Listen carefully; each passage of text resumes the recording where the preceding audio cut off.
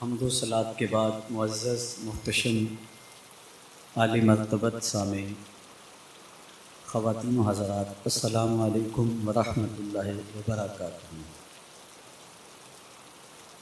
27ویں شب ہے رمضان المبارک کی۔ اللہ نے زندگی میں ایک بار پھر عطا کی۔ اللہ ان گھڑیوں کے وسیلے سے ہمارے گناہ معاف فرما دے۔ لیلۃ القدر اپنے دامن میں اتنی رحمتیں رکھتی ہیں کہ اس امت کے سارے گناہ گاروں کی بخشش کے لیے کافی ہے۔ اس رات میں روح الامین اترتے ہیں فرشتوں کے جلوہ میں، جھرمٹ میں، اور اہل ایمان جو قیام میں ہوتے ہیں، قعود میں ہوتے ہیں، ذکر الہی میں ہوتے ہیں، ان سے مصافحہ کرتے ہیں۔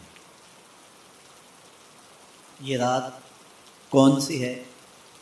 ترکی خیمے میں چٹائی ایک سمت کر کے سر انور حضور نے باہر نکالا اور فرمایا کہ لیلۃ القدر کو آخری عشرے میں تلاش کرو۔ اور ایک روایت کے لفظ یہ ہیں کہ آخری عشرے کی تاک راتوں میں تلاش کرو۔ وہ تاک رات کون سی ہے؟ اس کو مخفی رکھا گیا۔ حضرت ابی بن کعب رضی اللہ تعالی عنہ صحابی رسول ہیں، فرماتے ہیں میں قسم کھاتا ہوں کہ وہ رات 27ویں شب ہے۔ حضرت بایزید بسطامی علیہ رحمہ فرماتے ہیں مجھے زندگی میں یہ رات 2 بار ملی ہے اور دونوں بار 27ویں شب ہی تھی۔ تو ہم اللہ کی بارگاہ میں امید کا دامن پھیلائے ہیں کہ یہی شب ہو اور اس کے دامن سے پھوٹتی ضیائیں ہمارے اندر کے اندھیروں کو ختم کرنے کا ذریعہ بنے۔ مجھے آپ کو اپنے معاد کی، آخرت کی فکر کرنی چاہیے۔ یہ راتیں آتی ہیں اور چلی جاتی ہیں، اور ایک وقت آئے گا کہ یہ راتیں آئیں گی اور ہم نہیں ہوں گے۔ کتنے لوگ ایسے ہیں جو پچھلے سال تھے لیکن آج نہیں ہیں، ان سے گزشتہ سالوں میں تھے، آج نہیں ہیں۔ تو اللہ ہمیں ہر سال یہ رات مبارک کرتا ہے، نصیب ہوتی ہے۔ اللہ آپ کی قسمت میں ایسی بہت ساری راتیں نصیب کرے، لیکن بہرحال ایک وقت ایسا آنے والا ہے کہ یہ راتیں تو آئیں گی لیکن ہم موجود نہیں ہوں گے۔ تو یہ جو میسر راتیں ہیں، ان کے دامن سے پھوٹتی ضیائیں ہمیں اپنے اندر سمو لینی چاہیے کہ ہم دنیا پہ نہ بھی ہوں گے تو یہاں سے جو ہم نے نور لیا ہوگا وہ قبر میں بھی چراغاں کرے۔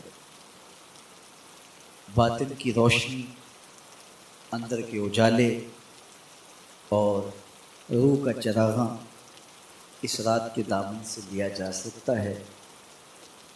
حضور علیہ السلام رمضان المبارک کے آخری عشرے میں کثرت کے ساتھ عبادت کرتے تھے۔ حضرت سیدہ عائشہ رضی اللہ تعالی عنہا فرماتی ہیں کہ حضور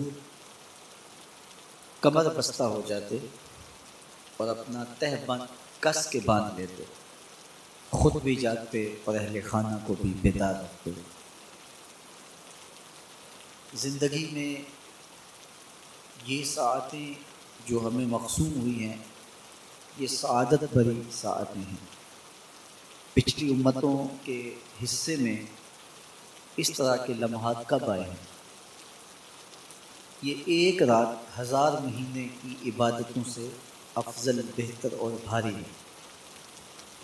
میرے حضور نے ارشاد فرمایا ایک بندہ صبح سے لے کے ظہر تک مزدوری کرتا ہے، اس کو ایک کی رات دیا جاتا ہے۔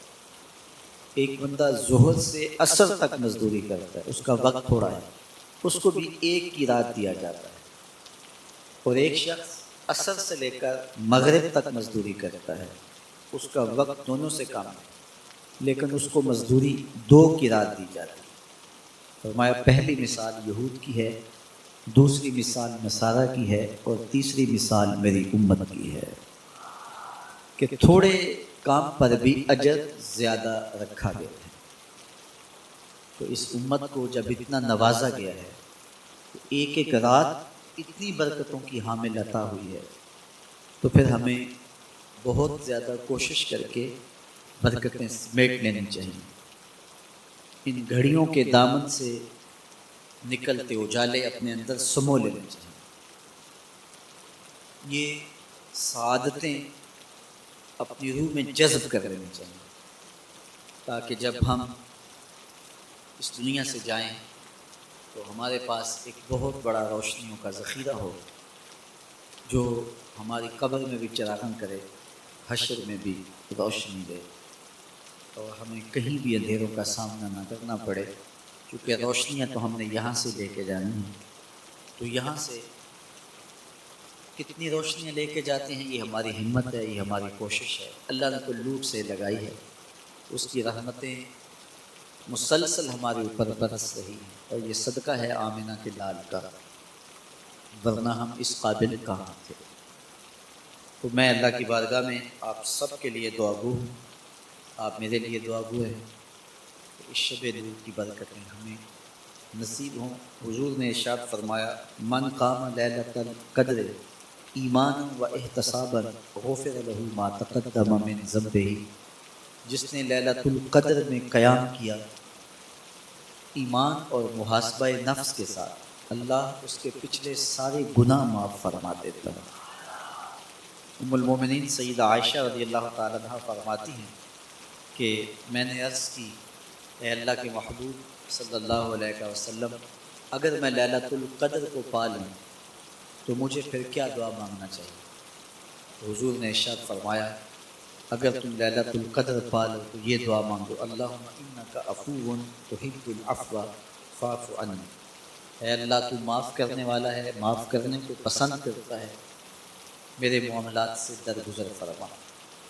تو اللہ تعالیٰ اس رات کی برکتوں سے ہمیں اپنی پناہ میں، امان میں، حفاظتوں کے حساب میں رکھے۔ ہر سال لیلۃ القدر کے موقع پر اور شب برات کے موقع پر دور و نزدیک سے آنے والے سامعین کو کتاب اللہ سے کچھ ضروری مضامین پیش کرنے کی سعادت پاتا ہوں، کیونکہ مجھے پتہ ہے کہ یہاں آنے والے لوگ بڑی دور دور سے آتے ہیں، اور اپنے محلوں کو، اپنی بستیوں کو، اپنے شہروں کو چھوڑ کے یہاں پہنچتے ہیں، تو ان کا ایک لمحہ بھی ضائع نہ ہو، ان کی ایک ایک ساتھ کی قدر کی جائے، اور ان کو با مقصد باتیں جو ان کی پوری زندگی میں ان کے لیے نفع کا سبب ہوں، ان کو یہاں سے دی جائیں۔ تو قرآن مجید سے بہتر اور کیا پیغام ہو سکتا ہے؟ تو انشاءاللہ آج آپ کے سامنے کتاب اللہ سے ایک مضمون رکھوں گا۔ اللہ کتاب و سنت کے اجالوں سے ہمارے من کے سارے اندھیرے اور ظلمتیں دور کر دے۔ سورہ القیامہ میرا آج کا مضمون ہے، جو 40 آیات پر مشتمل ہے۔ سورۃ القیامہ قیامت کے اس بات اور اس کے ہولناک منظر کی عکاسی پر مشتمل ہے۔ معاد کا یقین ہماری زندگی میں نظم پیدا کرتا ہے۔ اگر کسی قوم کو احتساب کا یقین نہ ہو تو اس کی زندگی بے ربط ہو جاتی ہے، لوٹ مار کا بازار گرم کر دیتا ہے کہ مجھے کون پوچھنے والا ہے۔ لیکن جس قوم میں احتسابی عمل مضبوط ہو، وہاں لوٹ مار کا بازار گرم نہیں ہو سکتا۔ تو دنیا کے اوپر نظم قائم رکھنے کے لیے احتسابی عمل بہت ضروری ہے۔ دنیا بھر کے دانشور یہ بات کہتے آئے ہیں۔ اگر جرائم ختم کرنے ہیں تو انصاف فراہم کرنا پڑے گا۔ اگر عدالتیں قابل فروخت مال بن جائے، تھانے بکنے لگ جائیں، تو پھر معاشرے جرائم سے پاک نہیں رہ سکتے۔ عدالتی نظام اگر بے لاگ ہوگا اور انصاف لوگوں کی دہلیز تک پہنچے گا تو معاشرے ستھرے اور پاکیزہ ہوں گے اور ایک خوبصورت معاشرتی نظم قائم ہوگا۔